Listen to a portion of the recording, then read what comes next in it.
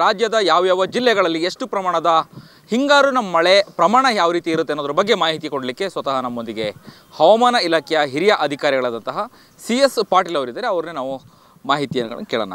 ರಾಜ್ಯದಲ್ಲಿ ಯಾವ್ಯಾವ ಜಿಲ್ಲೆಗಳಲ್ಲಿ ಹಿಂಗಾರಿನ ಮಳೆಯ ಪ್ರಮಾಣ ಯಾವ ರೀತಿಯಾಗಿ ವ್ಯತ್ಯಾಸಗಳಾಗುತ್ತೆ, ಬದಲಾವಣೆಗಳಾಗುತ್ತೆ? ಕರ್ನಾಟಕದ ದಕ್ಷಿಣ ಒಳನಾಡಿನ ಜಿಲ್ಲೆಗಳಲ್ಲಿ ಮಳೆಯ ಪ್ರಮಾಣ ಏರಿಕೆಯಾಗುವ ಸಾಧ್ಯತೆ ಐತಿ. ದಕ್ಷಿಣ ಒಳನಾಡಿನ ಎಲ್ಲ ಜಿಲ್ಲೆಗಳಲ್ಲಿ ವ್ಯಾಪಕವಾಗಿ ಮಳೆಯಾಗುವ ಹೆಚ್ಚಿನ ಸಾಧ್ಯತೆ ಐತಿ ಮತ್ತು ಕೆಲವು ಜಿಲ್ಲೆಗಳಲ್ಲಿ ಕೂಡ ಭಾರಿ ಮಳೆಯಾಗುವ ಸಾಧ್ಯತೆಗಳು ಕೂಡ ಅದಾವು. ತುಮಕೂರು, ಚಿಕ್ಕಬಳ್ಳಾಪುರ, ಬೆಂಗಳೂರು, ಕೋಲಾರ, ರಾಮನಗರ, ಮಂಡ್ಯ, ಮೈಸೂರು, ಚಾಮರಾಜನಗರ, ಕೊಡಗು, ಚಿಕ್ಕಮಗಳೂರು,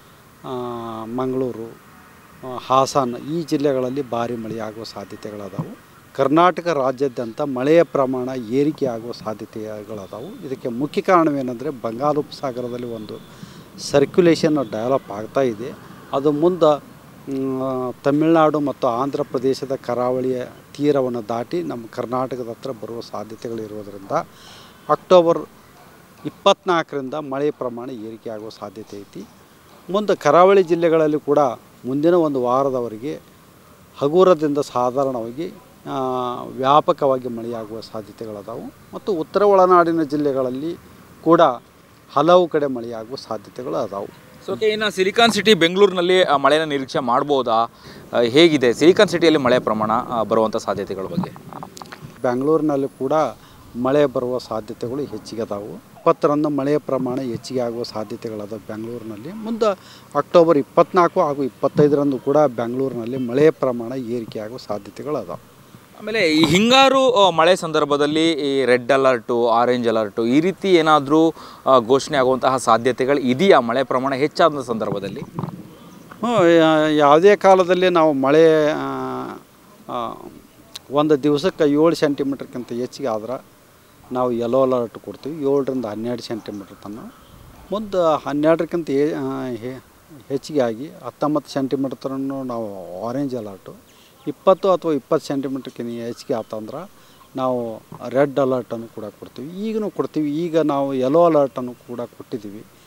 ತುಮಕೂರು, ಬೆಂಗಳೂರು, ಕೋಲಾರ, ಚಿಕ್ಕಬಳ್ಳಾಪುರ, ರಾಮನಗರ, ಮಂಡ್ಯ, ಮೈಸೂರು, ಚಾಮರಾಜನಗರ, ಚಿಕ್ಕಮಗಳೂರು, ಹಾಸನ, ಕೊಡಗು ಈ ಜಿಲ್ಲೆಗಳಿಗೆ ನಾವು ಯೆಲ್ಲೋ ಅಲರ್ಟನ್ನು ಕೊಟ್ಟಿದ್ದೀವಿ 20ರಂದು ಮತ್ತು 24 ಹಾಗೂ 25ರಂದು ಕೂಡ ಈ ಜಿಲ್ಲೆಗಳಿಗೆ ಯೆಲ್ಲೋ ಅಲರ್ಟನ್ನು ಕೂಡ ಕೊಡಲಾಗಿದೆ. ಮತ್ತು ಉಡುಪಿ ಹಾಗೂ ದಕ್ಷಿಣ ಕನ್ನಡ ಜಿಲ್ಲೆಗಳಿಗೆ ಕೂಡ ಅಕ್ಟೋಬರ್ 20ರಂದು ಯೆಲ್ಲೋ ಅಲರ್ಟನ್ನು, 24 ಹಾಗೂ 25ರಂದು ಕೂಡ ಯೆಲ್ಲೋ ಅಲರ್ಟನ್ನು ಕೂಡ ಕೊಡಲಾಗಿದೆ.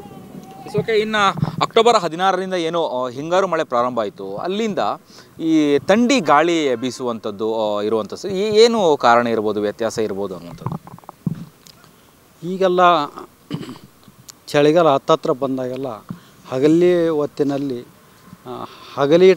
ಹೊತ್ತು ಕಡಿಮೆ ಆಕ್ಕೊಂತ ಹೋಗುತ್ತೆ ಮತ್ತು ರಾತ್ರಿ ಹೊತ್ತು ಹೆಚ್ಚಿಗೆ ಆಗಿರುವುದರಿಂದ ಸೂರ್ಯನ ಬೆಳಕು ಕಡಿಮೆ ಆಕ್ಕೊಂತ ಹೋಗೋದ್ರಿಂದ ಇದು ಒಂದು ಕಾರಣ ಕೂಡ ಇರ್ತೈತಿ. ಮತ್ತು ಸತತವಾಗಿ ಒಂದು ವಾರದಿಂದ ಮಳೆಯಾಗಿರುವುದರಿಂದ ಮೋಡ ಕವಿದಿರುವುದರಿಂದ ನಮಗೆ ಸೂರ್ಯನ ಬಿಸಿಲು ಭೂಮಿಗೆ ತಲುಪದೇ ಇರುವುದರಿಂದ ನಮಗೆ ತಂಪಿನ ಅನುಭವ ರಾತ್ರಿ ಆಗುತ್ತೆ.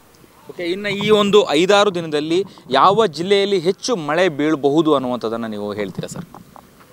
ಮುಂದಿನ ಒಂದು ವಾರದವರೆಗೆ ಕೋಲಾರ, ಚಿಕ್ಕಬಳ್ಳಾಪುರ, ಬೆಂಗಳೂರು, ತುಮಕೂರು, ರಾಮನಗರ, ಮಂಡ್ಯ, ಮೈಸೂರು, ಚಾಮರಾಜನಗರ, ಕೊಡಗು, ಹಾಸನ, ಚಿಕ್ಕಮಗಳೂರು ಜಿಲ್ಲೆಗಳಲ್ಲಿ ಮಳೆಯ ಪ್ರಮಾಣ ಹೆಚ್ಚಿಗೆ ಆಗುತ್ತೆ. ಮತ್ತು ದಕ್ಷಿಣ ಕನ್ನಡ ಹಾಗೂ ಉಡುಪಿ ಜಿಲ್ಲೆಗಳಲ್ಲಿ ಕೂಡ ಮಳೆಯ ಪ್ರಮಾಣ ಈ ಒಂದು ವಾರದಲ್ಲಿ ಹೆಚ್ಚಿಗೆ ಇರ್ತೈತಿ. ಧನ್ಯವಾದಗಳು. ಇದಿಷ್ಟು ಹವಾಮಾನದ ಬದಲಾವಣೆ. ಅಂದರೆ ಮುಂಬರುವಂತಹ ದಿನಗಳಲ್ಲಿ ಅಕ್ಟೋಬರ್ 25ರವರೆಗೆ ಯಾವ ಜಿಲ್ಲೆಗಳಲ್ಲಿ ಎಷ್ಟು ಪ್ರಮಾಣದ ಹಿಂಗಾರಿನ ಮಳೆ ಬೀಳುತ್ತೆ ಅನ್ನೋದ್ರ ಬಗ್ಗೆ ಸಂಪೂರ್ಣವಾದಂತಹ ಮಾಹಿತಿಯನ್ನು ಸ್ವತಃ ಹವಾಮಾನ ಇಲಾಖೆಯ ಹಿರಿಯ ಅಧಿಕಾರಿಗಳಾದಂತಹ CS ಪಾಟೀಲ್ ಅವರು ನೀಡಿದರು. ಕ್ಯಾಮ್ರಾ ಪರ್ಸನ್ ಉಲ್ಲಾಸ್ ಜೊತೆ ಅಭಿಜಿತ್ ಗಣೇಶ್, ಕರ್ನಾಟಕ ಟಿವಿ, ಬೆಂಗಳೂರು. ದೇಹದಲ್ಲಿ ಬ್ಯಾಡ್ ಕೊಲೆಸ್ಟ್ರಾಲ್ ಜಾಸ್ತಿ ಆದಾಗ ಹಾರ್ಟ್ ಅಟ್ಯಾಕ್ ಆಗೋ ಚಾನ್ಸಸ್ ಜಾಸ್ತಿ. ಇತ್ತೀಚೆಗಂತೂ ಸಿಕ್ಕಾಪಟ್ಟೆ ನ್ಯೂಸ್ನ ಕೇಳ್ತಾನೆ ಇದ್ದೀವಿ. ಸೊ ಬ್ಯಾಡ್ ಕೊಲೆಸ್ಟ್ರಾಲ್ನ ಕಮ್ಮಿ ಮಾಡೋದಕ್ಕೆ ಉತ್ತಮವಾದ ಆಹಾರ ತುಂಬ ಇಂಪಾರ್ಟೆಂಟು. ಜೀನಿ ಸ್ಲಿಮ್ ಯೂಸ್ ಮಾಡಿ. ಕರೆಕ್ಟ್, ಜೀನಿ ಸ್ಲಿಮ್ನಲ್ಲಿರುವಂತಹ ಎಷ್ಟೋ ಆಹಾರ ಧಾನ್ಯಗಳು ಕೊಲೆಸ್ಟ್ರಾಲ್ ಲೆವೆಲ್ನ ಕಮ್ಮಿ ಮಾಡೋದಕ್ಕೆ ಹೆಲ್ಪ್ಫುಲ್ ಆಗುತ್ತೆ. ಸೊ ಹೆಲ್ದಿ ಆಗಿರಿ, ಜೀನಿ ಸ್ಲಿಮ್ನ ಯೂಸ್ ಮಾಡಿ.